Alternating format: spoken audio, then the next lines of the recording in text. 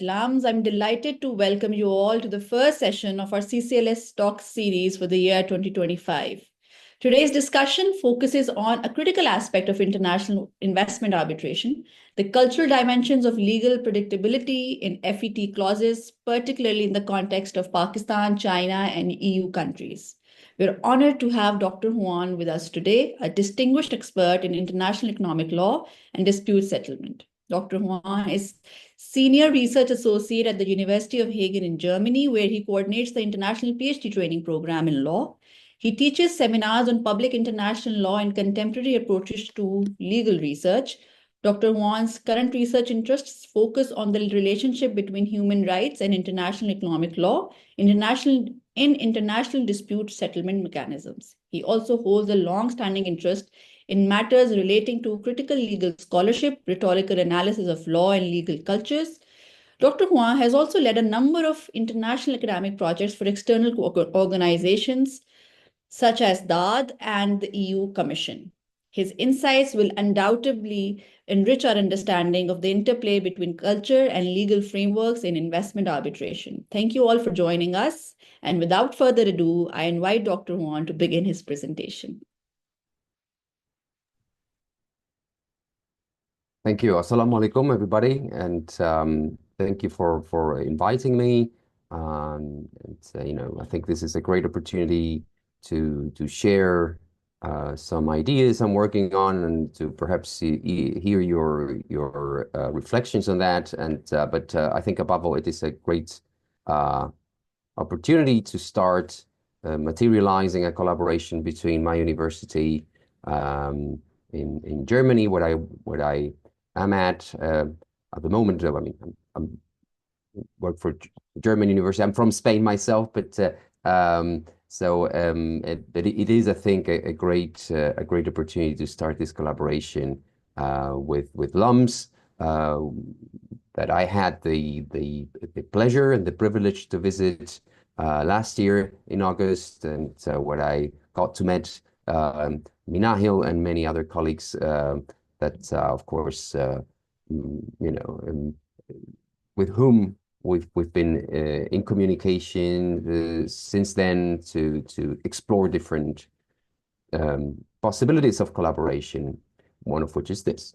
So I have prepared a very short presentation to sort of support my presentation, my talk. So I'm going to share that if that's possible.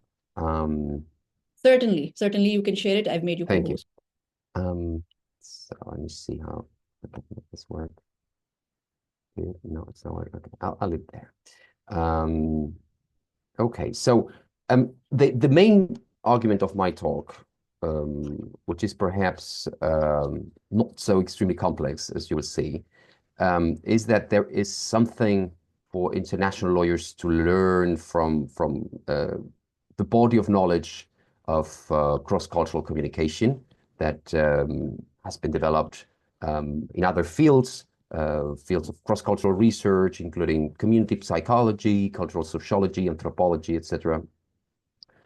So more generally, I'd like to situate my talk or my research within the context of the need to take cultural differences into account when applying rule of law notions across different countries, which has been acknowledged by the United Nations and also by the International Academy, like, for example, the International Law Association, particularly with regard to international investment law and arbitration, but also other academic or scholarly bodies and institutions across the world.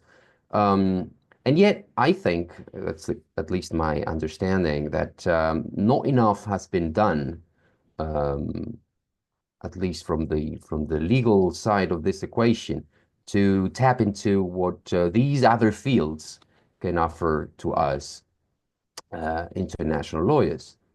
So I'm going to start my argument by situating it again within the realm of legal studies. I'm going to first sketch the traditional problem of, I think I should perhaps change the slide. Yep.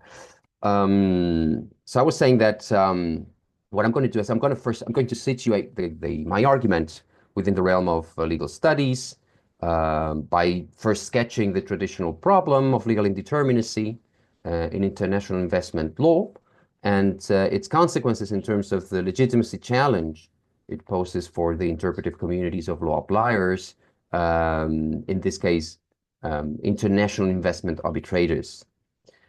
To show what I mean, I'm going to focus on the standard of fair and equitable treatment, the EFT clauses that I'll refer to in international investment law. But it's, of course, the argument is extendable to other areas of international investment law and, of course, of international law, in my opinion. So after that, I'm going to explain in a little more detail what specific tools within the international communication body of knowledge I think have a potential to deepen international lawyers' understanding of the complex cross-cultural circumstances in which international investment law, perhaps more importantly, the FET clauses, but without excluding any other elements of this branch of law, international law, should be applied. And then, so this part, of course, of the talk, I'm going to illustrate with examples from Europe, Pakistan, and China. So that's where I'm going to try to connect the three countries, or well, two countries and the European Union, as I announced in the title of my talk. And finally, I'll make some concluding remarks about the potential benefits and limitations of this approach, of course. But before I start, I think two caveats are in order. So first, I want you to know that this is work in progress. So it is an extension of previous research I've done on European cultural differences. And some parts are still kind of tentative. So, and second, of course, as I'm sure you're aware that, in order to be able to walk you through all these ideas within the agreed time frame, I'll have to summarize and simplify what is otherwise a complex universe of notions and doctrines so that I can focus on the connections between them, which is, I think, what really matters within the context of this talk. All right, so let me start. So, like I said, I'd like to start by situating this talk within this presentation within the context of international law and more particularly international investment law and arbitration. So I'm going to start by making clear that my approach draws on a critical legal understanding of law, and so basically I'm not going to explain this into too much detail, but I'd like to start by perhaps elaborating a little on the main thesis of critical legal scholarship when it comes to the issues of legal form, which I'm going to address. So the legal indeterminacy is, as everybody knows, law is indeterminate. So that basically means that legal texts per se cannot determine legal decisions. contrary to what more traditional positivistic understandings of law would suggest. Text is always open-ended in many different ways. I mean, there are what critical scholars would call the weak indeterminacy thesis that refers to textual indeterminacy, but then there is the strong indeterminacy thesis that refers to intrinsic and inevitable value conflicts within the law, which of course, render um, um, law indeterminate, at least in terms of its outcomes. Um, of course, this touches upon legal form. Actually, it is mostly about legal form, as you, uh, I'm sure, aware of.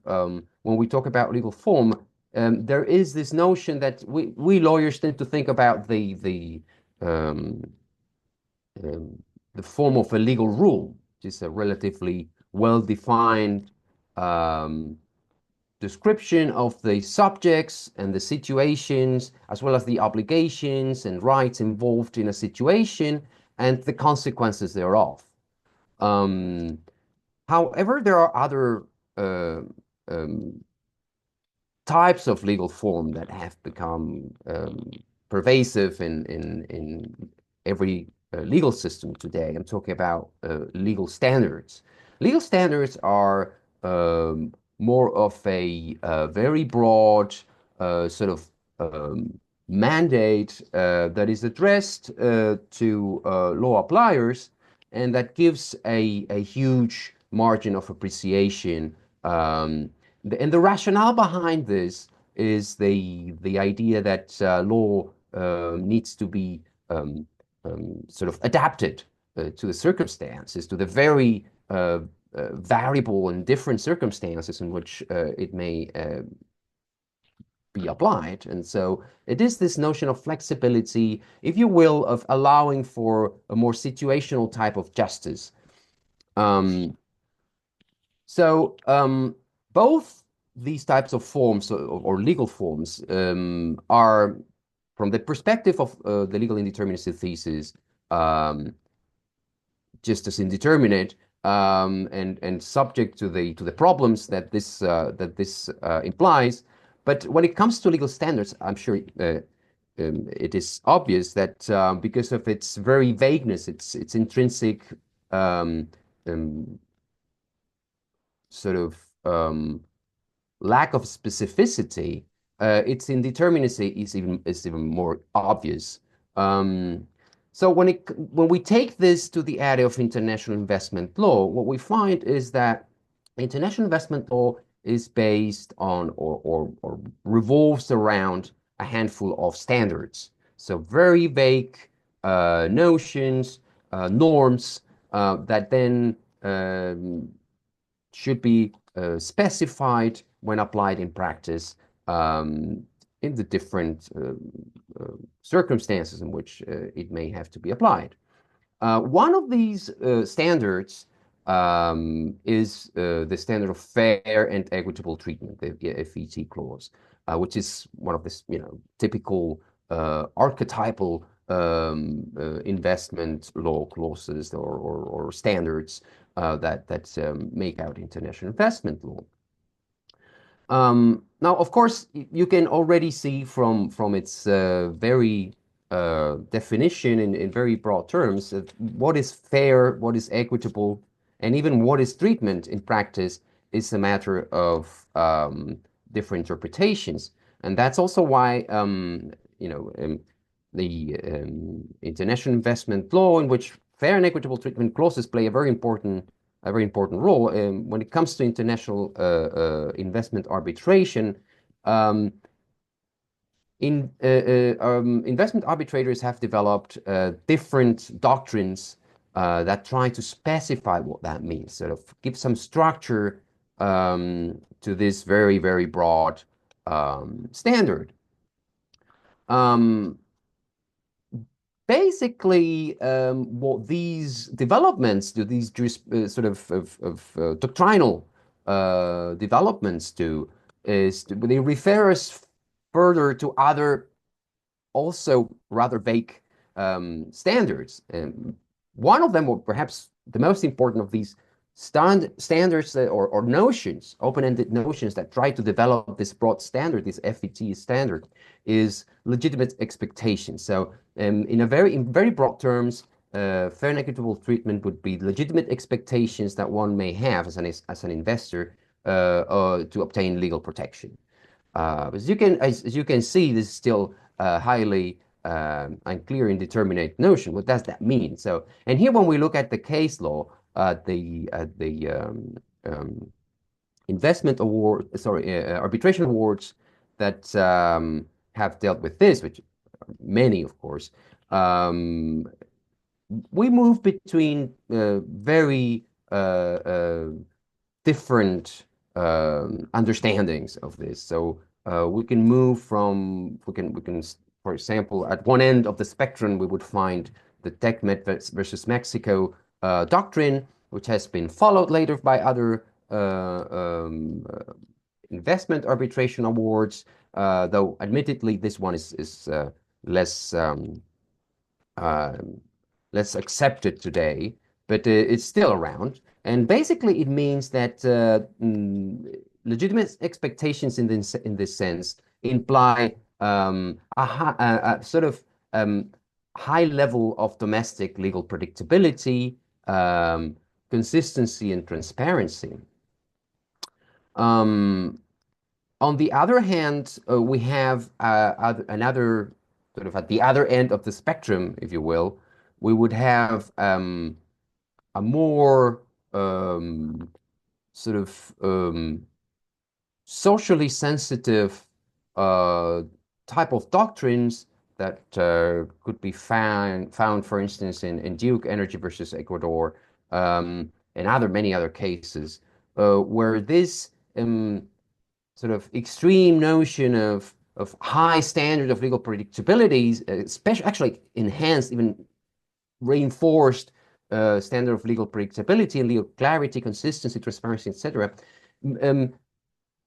is transformed into more flexible notions of reasonableness, due diligence, but above all, references to legal context. So to the circumstances in which this legal predictability has to be assessed.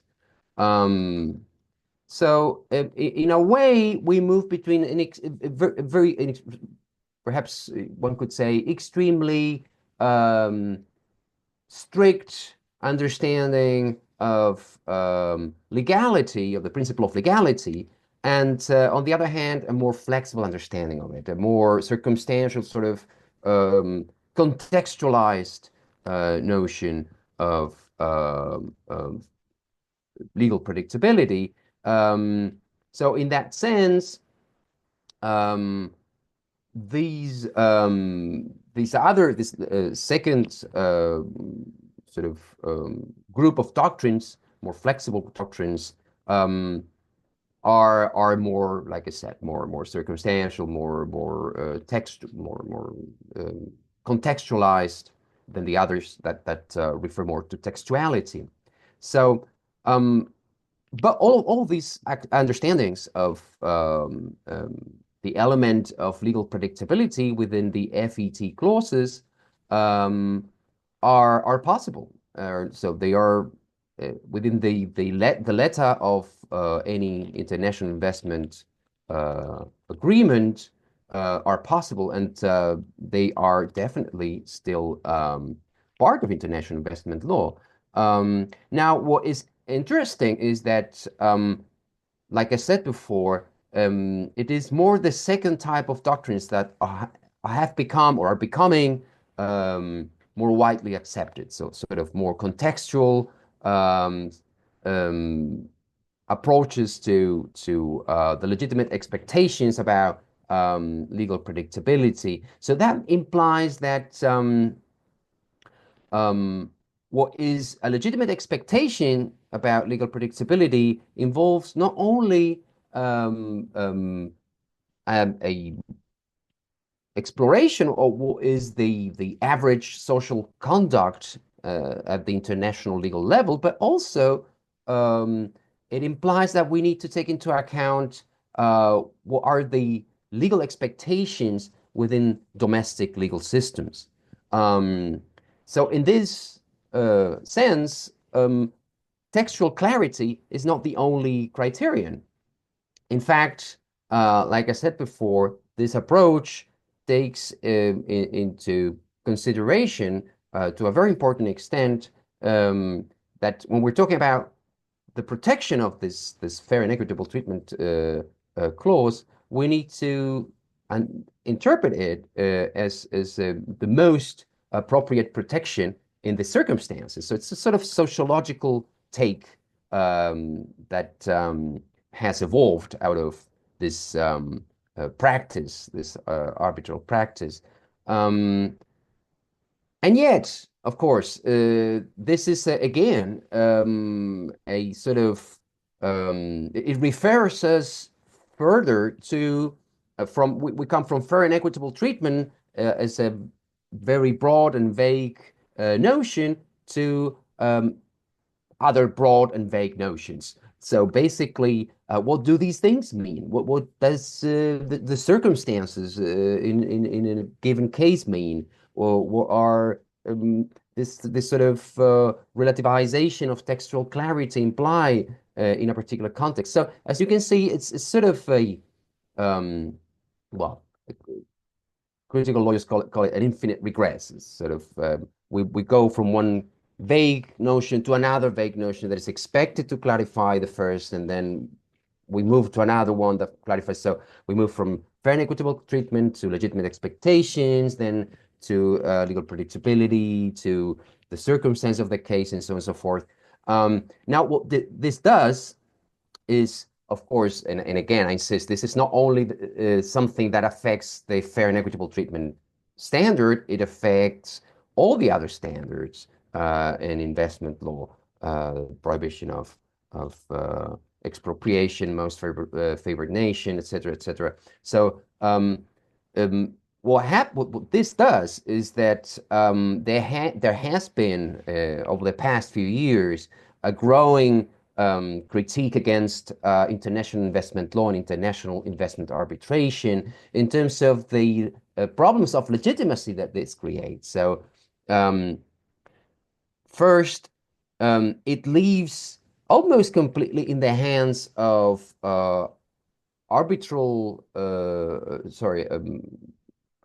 communities of international investment arbitrators what this is about. So which raises questions about who are these people, what is their culture, what makes out their understanding of these notions, where does it come from? This coupled with the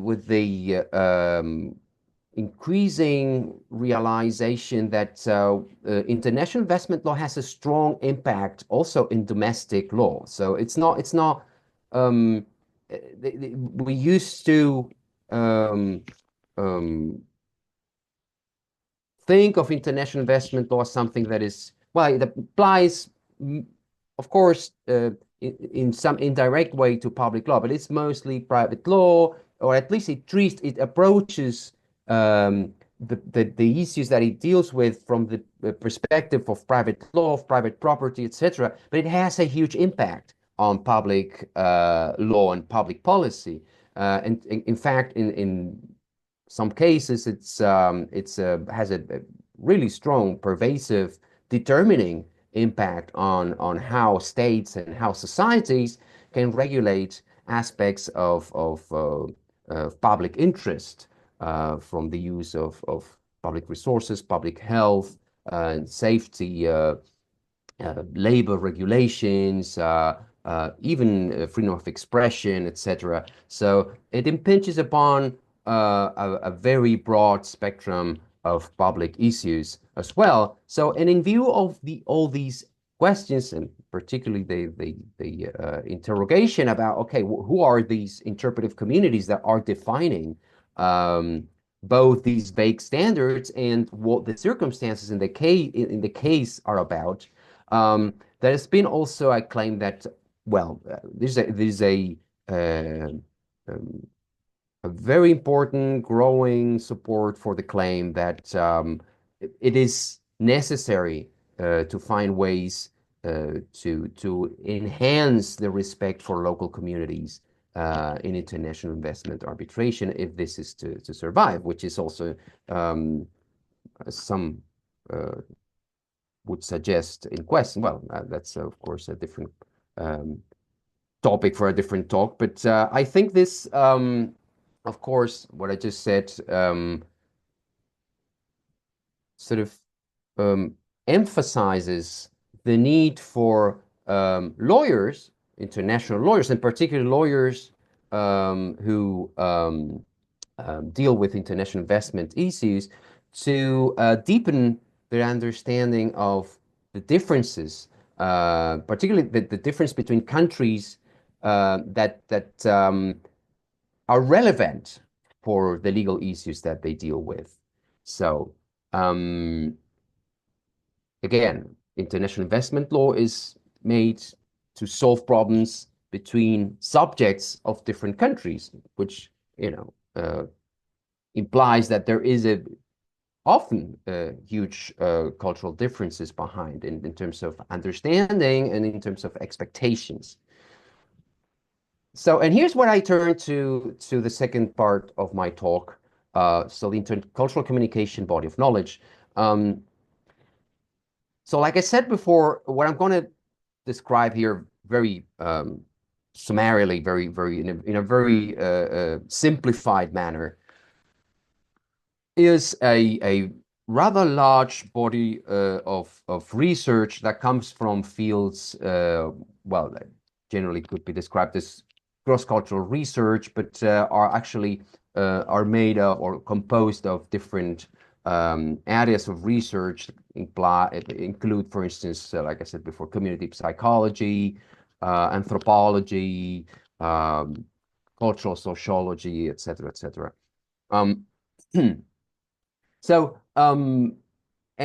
what I like to do here is first to give you a sort of idea about what notion of culture uh, I am referring to when I'm talking about we need to take into consideration culture and cultural differences in the application of um, FET clauses and all the other doctrines that it includes, from legal predictability, clarity, etc. But also the different tools that I think are more important or more useful for lawyers, since that's exactly what I'm arguing. I'm saying that we as lawyers, as international lawyers, should perhaps make some use of this knowledge that comes from these other fields. Um, so when it comes to the concept of culture, again, it is very important to make a clarification that culture is a very, again, broad and vague concept. That so it could include anything basically. That is not just um, um, the product of um, um, instinct, or what one would say perhaps the difference between nature and nurture, kind of. So everything that is nurtured would be culture in a way, or could be sort of um, included under the label of cultural. Um, so everything that is acquired by the individual, um, um, by its being a member of a group, of course, which is the very reason why we exist. I mean, since we are children, we couldn't survive alone. Most of us, I think. And so that implies that everything is culture in a sense. Everything has been received, not everything, but in everything that is what we have learned afterwards, from the group of the family where we are, to the country, the region, the different groups where we are included, or we come into contact with. So it is a very broad concept. One would say perhaps even useless because of its very broadness. So we need to come up with the working notion if we want to make this work, if we want to be able to use it for some useful purpose. Um, so in that sense, what we need to narrow it down to a useful, approachable, intelligible framework, intelligible for lawyers particularly, but also a sort of structured approach that is nonetheless scientific in a way, and sort of based on hard knowledge and not on any um, more metaphysical or perspective. So that is where I understand that intercultural dimensions are particularly useful.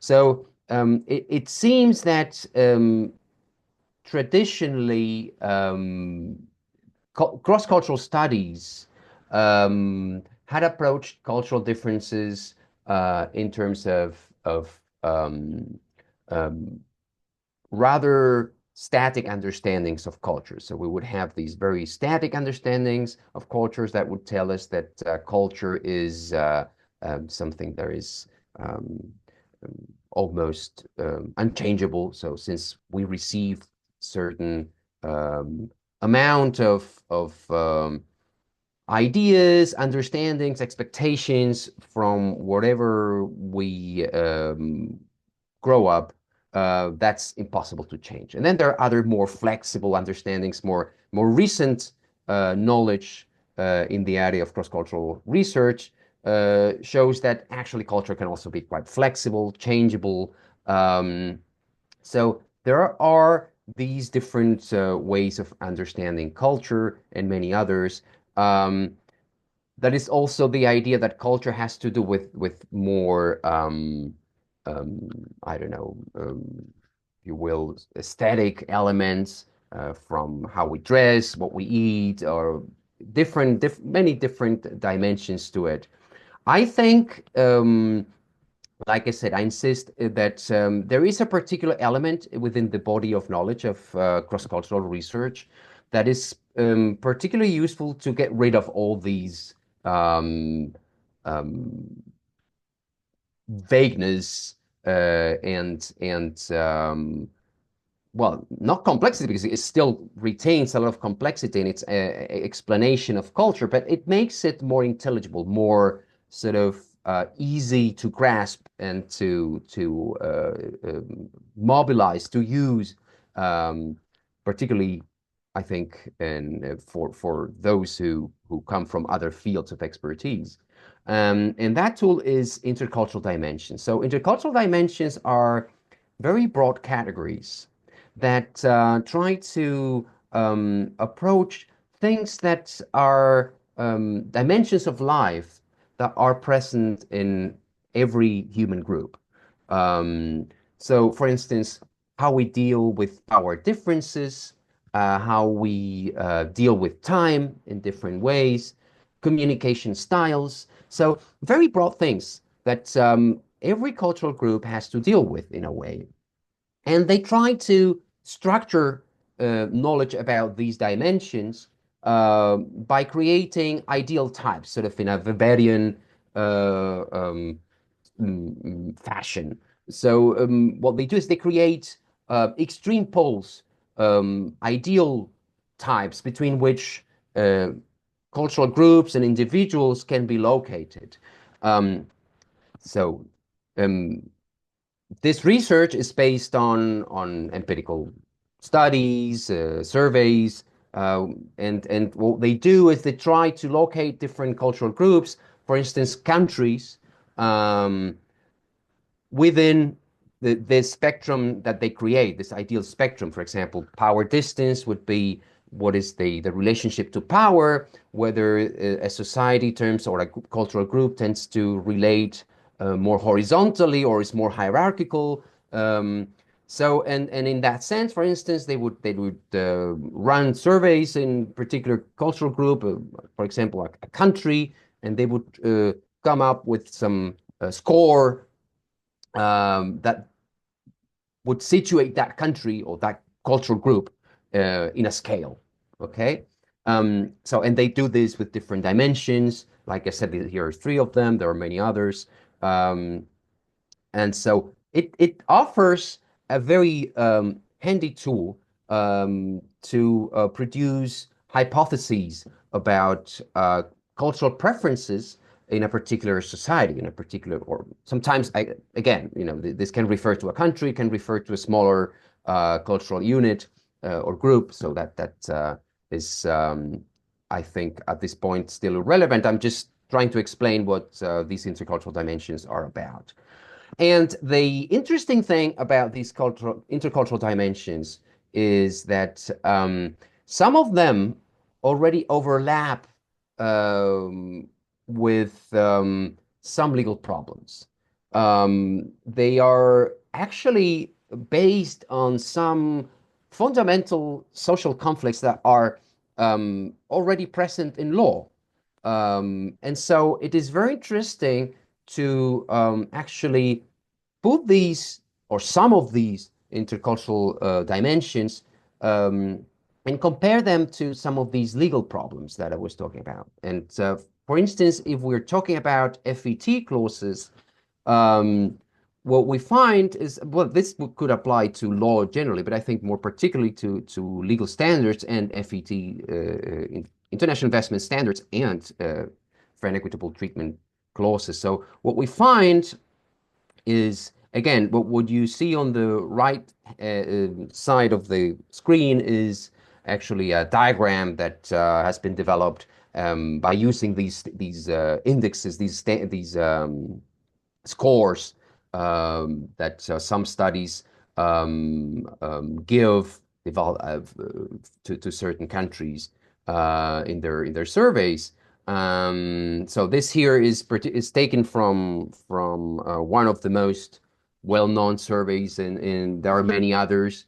So this is taken from Hofstede's um, um, cultural standards, but there are others, world value surveys, for instance, Globe Project. There are many others. So I have just picked one that I think is particularly good to explain what I'm talking about. So there is one of the dimensions, cultural dimensions that I was talking about before, that it sort of overlaps to a very important extent with the problematic that is behind a legal problem, in our case of fair and equitable treatment clauses, is the uncertainty avoidance index.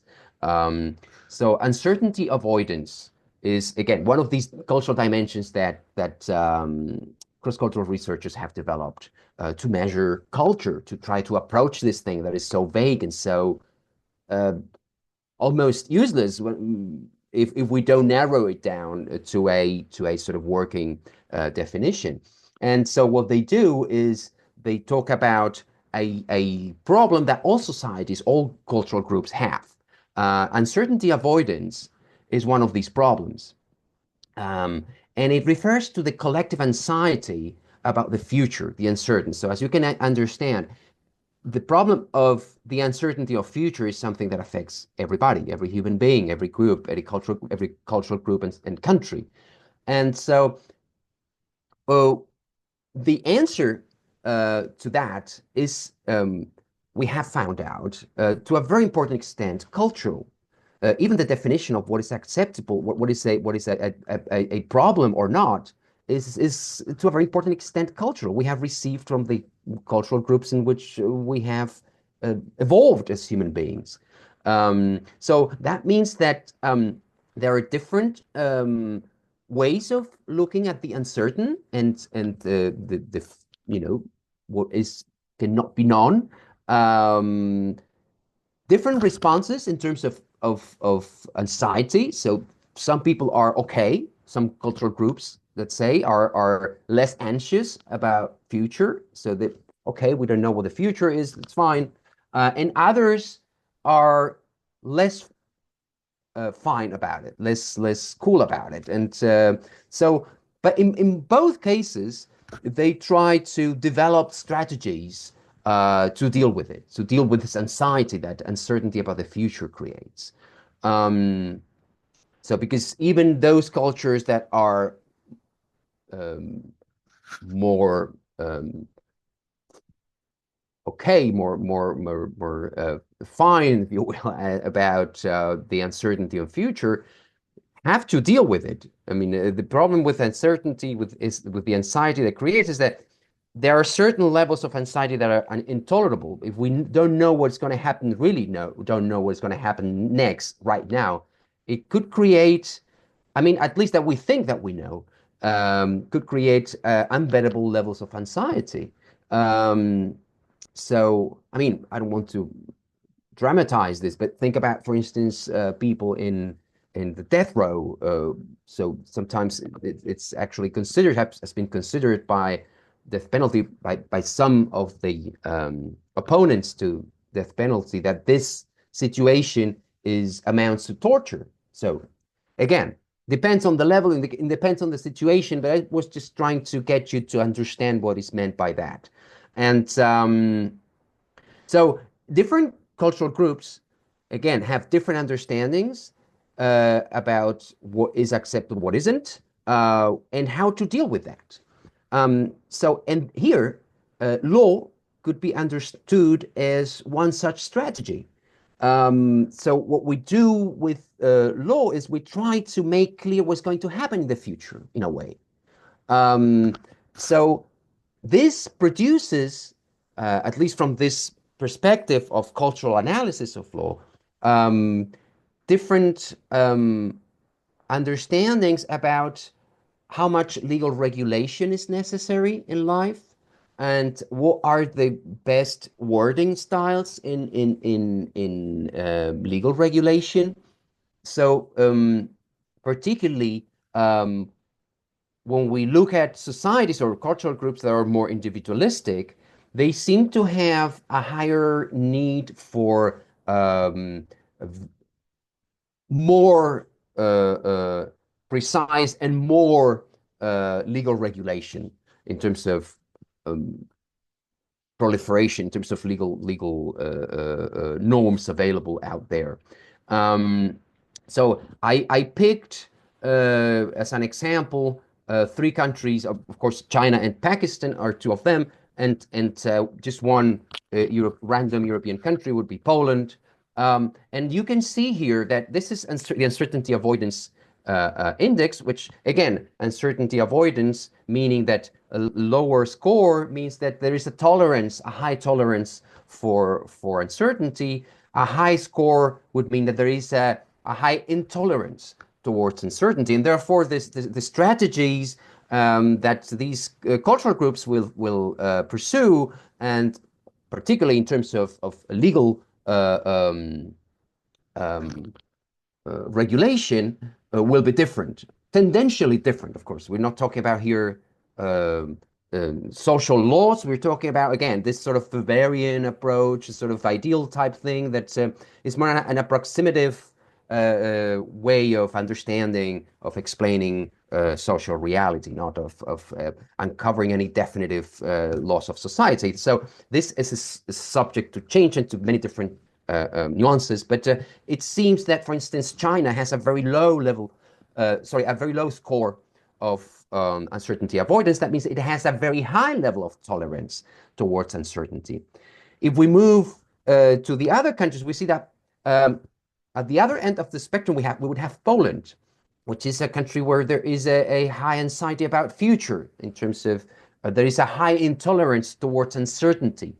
Um, and Pakistan still is a sort of has a high score in terms of uncertainty avoidance, and therefore relatively intolerant towards uncertainty. But it's compared to Europe, in this case, Poland. Please forget about Europe, because Poland is not necessarily representative of what happens in Europe. There is a lot of diversity also within Europe. This is actually part of my previous research where this one comes from. And so it would be somewhere not exactly in the middle, but between the two poles of China and Poland in this case. This means that in the case of China, so the tendency would be perhaps that to expect um, less regulation, or at least not to require so much, and that the law is not necessarily so intensely um, specific. There is not such an anxiety about the wording of the laws in that sense. Whereas the other countries would be again tendentially mm, more preoccupied with these issues, and so their expectations, the expectations of the perhaps the average citizen in these countries would be different in that sense. Um, but um, even if we're talking about, again, let's reconnect with the particular legal topic we're talking about. We're talking about fair and equitable treatment clauses, which, like we said, again, are sort of developed into an analysis of the legitimate expectations in a particular case. And that includes, one of the things that includes is the different levels of legal predictability. Now, as we can see, what these expectations might be, or what could be legitimate, depending on the context of the cultural context, is different, sometimes radically different, depending on the country we're talking about. So that's something that we, as international lawyers, but particularly international investment arbitrators, perhaps might be well advised to take into account when translating, when moving from one cultural context to another with the same legal notions. Um, but uncertainty avoidance is not the only cultural dimension that might be interesting when it comes to our standard, our FET standard, more generally about legality. So there is another dimension that interacts with uncertainty avoidance in terms of what the expectations might be about the law, and particularly legal predictability, clarity, etc. This is the dimension of individualism, or that individualism versus collectivism. Um, this dimension approaches, again, one other thing that is present, one other question that every cultural group has to deal with. That is, what is the relationship, the relative relationship between the interest of the individual and the interest of the group? So, in what cultural researchers understand under this category is that cultural groups where group interests prevail when in conflict with individual interests can be described as more collectivistic sort of societies, or less individualistic, depending on how we want to look at this. And societies or cultural groups where the interests of the individual tend to prevail over those of the group whenever they come into conflict can be defined as less individualistic, or more individualistic, or less collectivistic, depending on how we want to put this. These cultures are also, in terms of this individualism versus collectivism dimension, are different on different levels. So, for instance, at the individual psychological level, individualistic societies have a very strong I feeling. So the identity of the individual is defined as a sort of separate unit from the rest. They have a very strong feeling of self-reliance and separateness even from the rest of the group. Whereas in more collectivistic societies, the individual has a very strong we identity. So we have, through these cross-cultural research studies, we have found that actually in more collectivistic societies, individuals, it's not that they cannot distinguish between we and I, but that the I is very strongly tainted by the we, whereas that doesn't happen in more individualistic societies. This has a very strong impact also in how we understand vagueness, how we approach vagueness of circumstances. Um, so again, going back to legality, it has a strong impact on the expectations of individuals and groups about the clarity of the law and legal precision. So for instance, in individualistic societies, there is a strong expectation that laws will be more precise, more sort of, there is a more emphasis on textuality. Why? Because there is not such reliance on contextual information from the group. It's separate. The individual sees himself or herself separate from the rest of the group in that sense. So it wants to rely more on the text than on whatever understanding the culture, the group may have about certain things.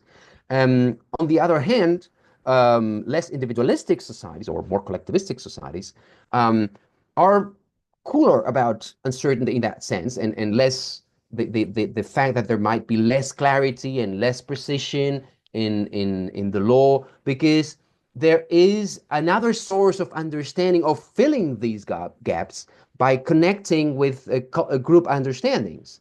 So in that sense, there is a higher tolerance towards say legal uncertainty in a way, but no, that's perhaps the better way to put it. But the lower levels of clarity and legal certainty and legal predictability. Um, so again, if we look at the cases here, three different cases that I have picked for you, including, of course, China and Pakistan. And for this dimension, I've picked Germany. So what we see is that Germany is a highly individualistic country. So here, the tendency would be that the expectation of the average citizen is that the law is relatively precise, detailed, and specific, explicit about things, and that the level of regulation is also higher in terms of how many norms we have in the legal system. China, on the other hand, well, that's Pakistan, sorry, on the other hand, on the other end of the spectrum, is a typically very collectivistic society. That is where the average individual, again, sort of can draw on this, on a clearer understanding of what collective understandings are about these gaps in the law, and that in principle there is less of that anxiety about less precision, more tolerance towards perhaps lower levels of legal clarity and less intensive levels of regulation. So it doesn't mean that there is no need for these things. It just means that there is more tolerance towards this other type of situation. And China, on the other hand, would be sort of in the middle. So it's below 50 points. So this is a scale that moves between up to 100 points, between 0 and 100. So China, perhaps I should have said that before. China is 43 is below 50, so it's tendentially more collectivistic, but it's sort of in the middle. So it's not such a clear case as Pakistan, which is, of course, a less individualistic, more collectivistic type of culture. So in that sense, I think it is obvious that perhaps this is something that could be interesting to take into account when defining what are the different expectations, acceptable expectations within the circumstances of a case, for both, not only for investment arbitrators, but for general international lawyers as a whole, more generally. So when we are advising a client, so well, perhaps you should. There is perhaps an investment treaty between Germany and Pakistan, but you have to understand that the cultural understandings perhaps are going to be a little different about these very vague standards, or between China and Pakistan. So there is that information that I argue, I submit to you, can be very useful and should be taken into account. Now, I'd like to conclude. I don't know how much time I've taken already, but I think the shorter the better. So I'm not going to try to expand too much on this. As a conclusion, I would like to make three remarks.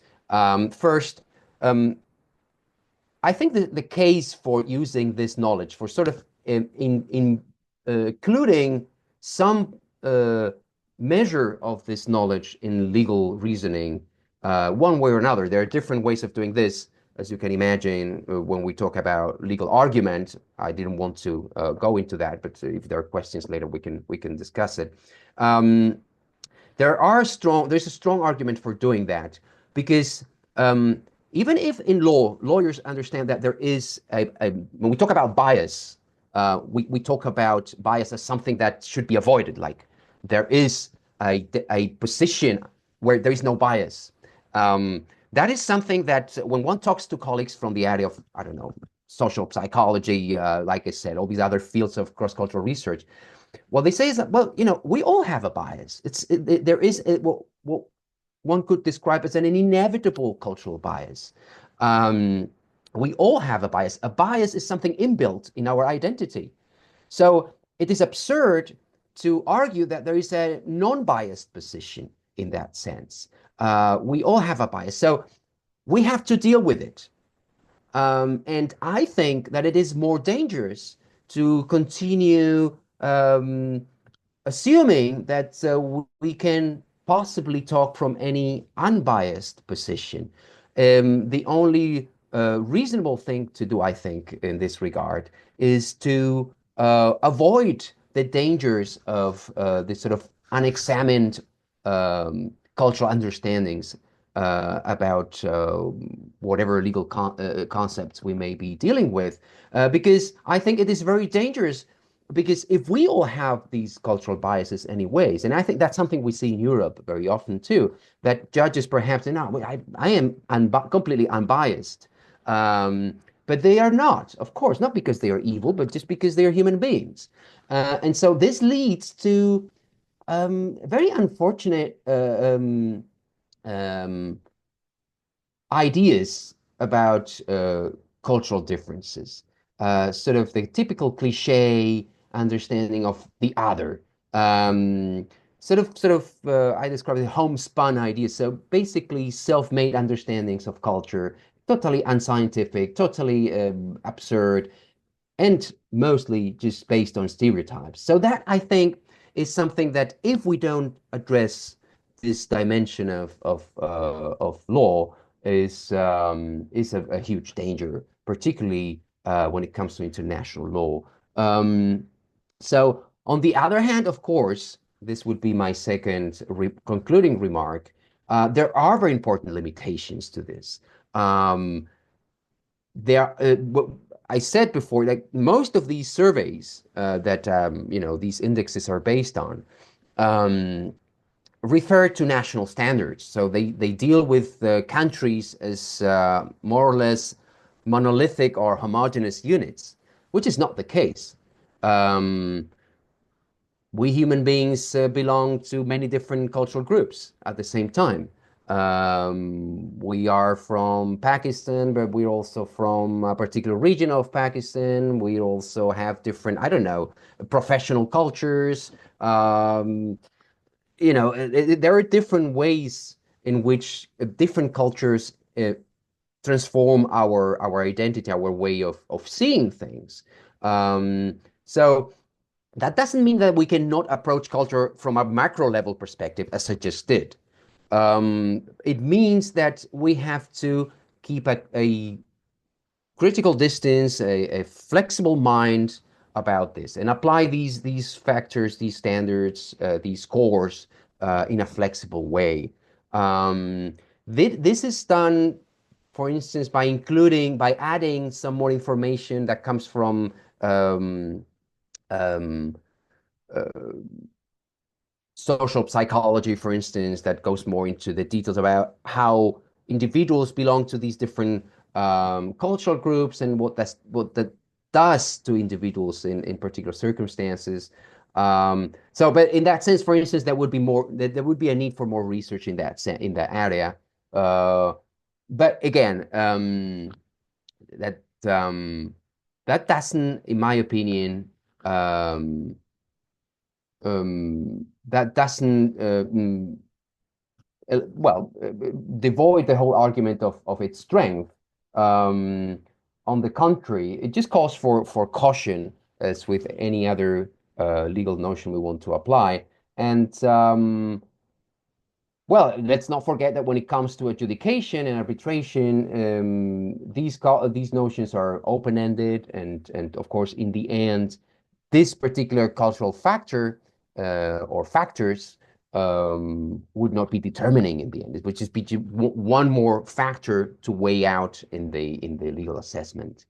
Um, and finally, my last point is that if we are to take seriously the role of culture in international legal relations, I think this particular tool that I just described is the most useful as far as I can tell, because of its intelligibility for lawyers and its direct utility for them as a tool for it's a very handy tool for legal work, I think.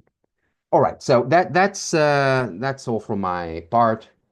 Thank you for your attention, and I'll be happy to take any questions if there are, or comments, or thank you. Thank you so much, Dr. Juan. This was really insightful, very new perspectives for us, and I'm sure the students learned a lot. I do see a question in the chat, which I'm going to read out, but the virtual floor is open, everyone. Please feel free to either drop your messages or raise your hand and we can take your question. In the meanwhile, I see a question from Mr. Zafar Kalanori, who I know is a barrister, and he's also a professor and he has his own practice and law firm. He's asking about to what extent bias is tolerable. Yeah, thank you, Mr. Colonori. Very interesting questions. Yeah, to what extent is bias tolerable? Well, I would like to connect your question to one of the things I said before in terms of what are the legitimacy challenges within the particular context of investment law and arbitration, of course.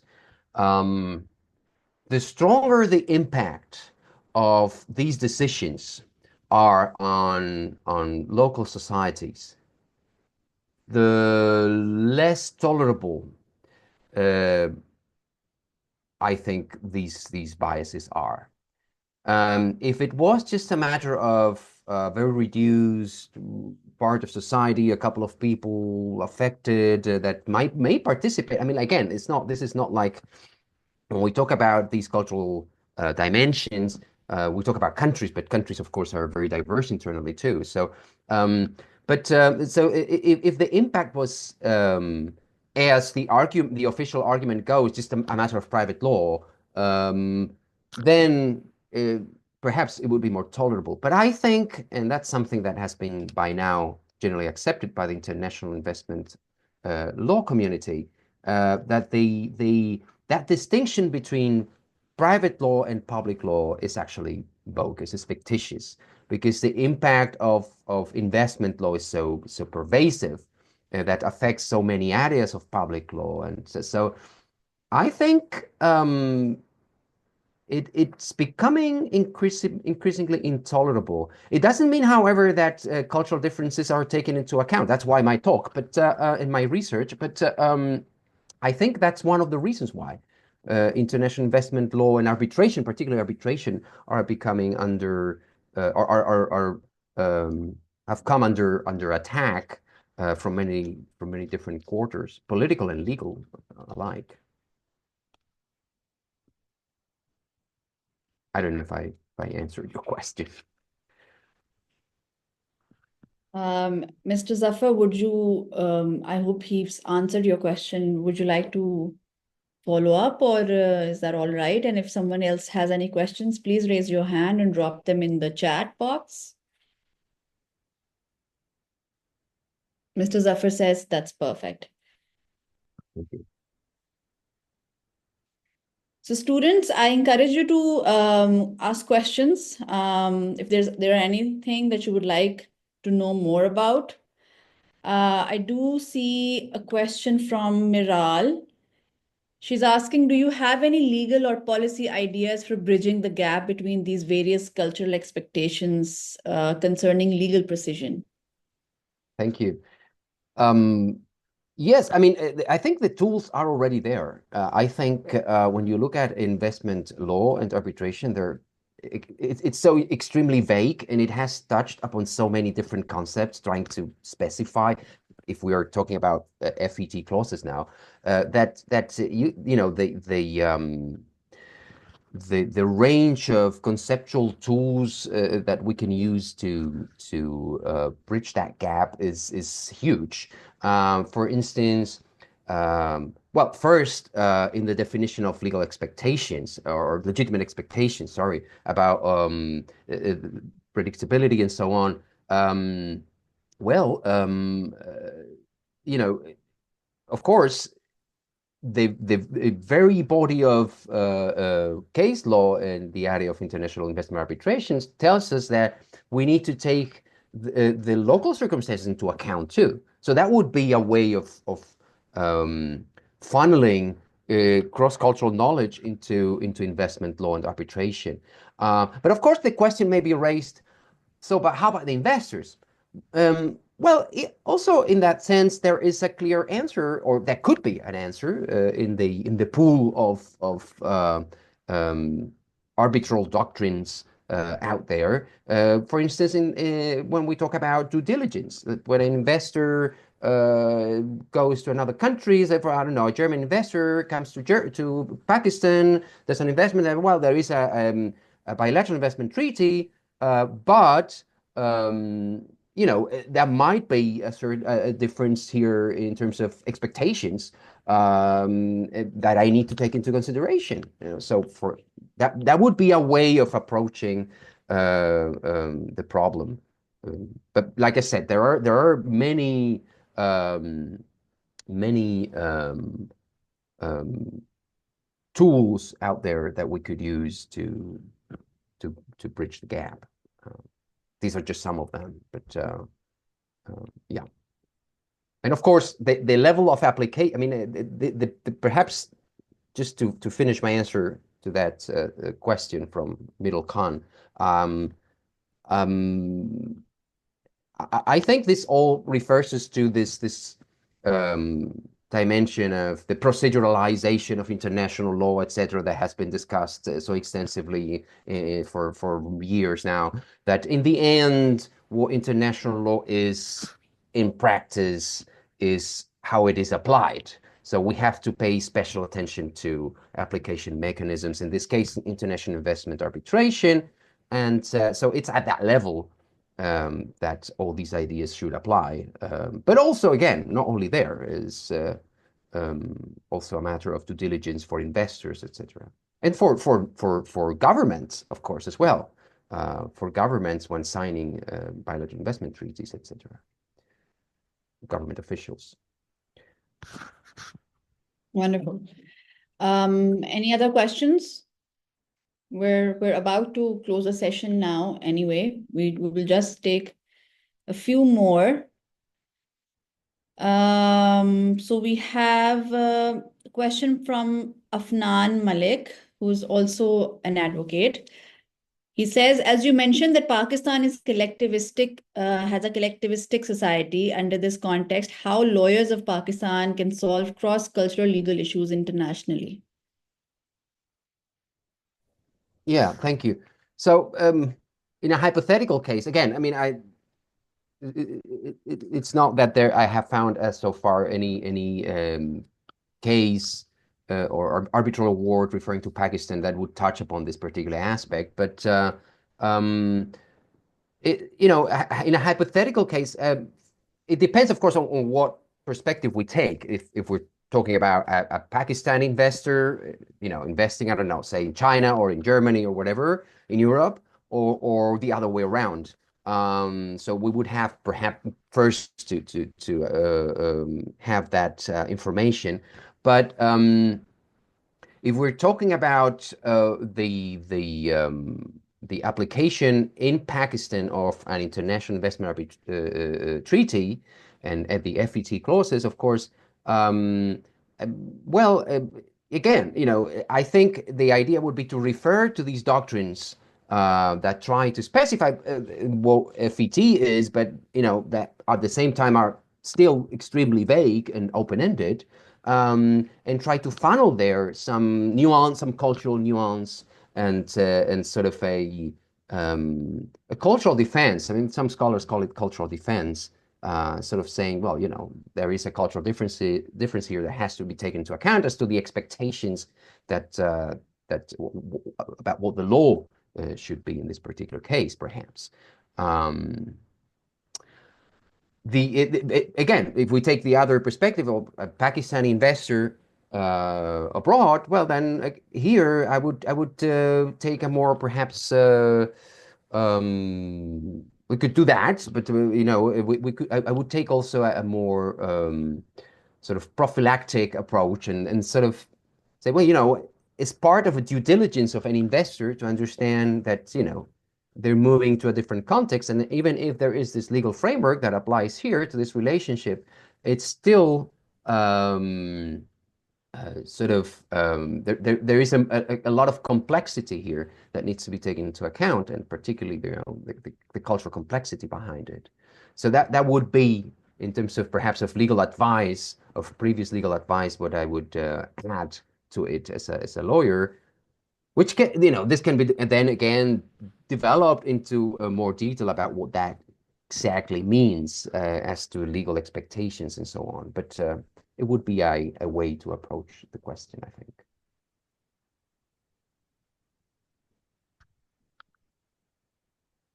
All right. Thank you. Thank you, everybody. At CCLS, we strive to foster such meaningful dialogue on pressing legal and socioeconomic issues. And I'm very sure that today's talk must have sparked new perspectives. We're very thankful to Dr. Juan for taking out the time and giving us this very important lecture. And of course, thank you to everyone who was part of today's session. We really and truly appreciate your engagement. Let's all remain in touch and see how we can work together collaboratively and explore areas that can create meaningful impact. Thank you so much. Thank you very much. Thank you, Minael, for the organization and everybody else.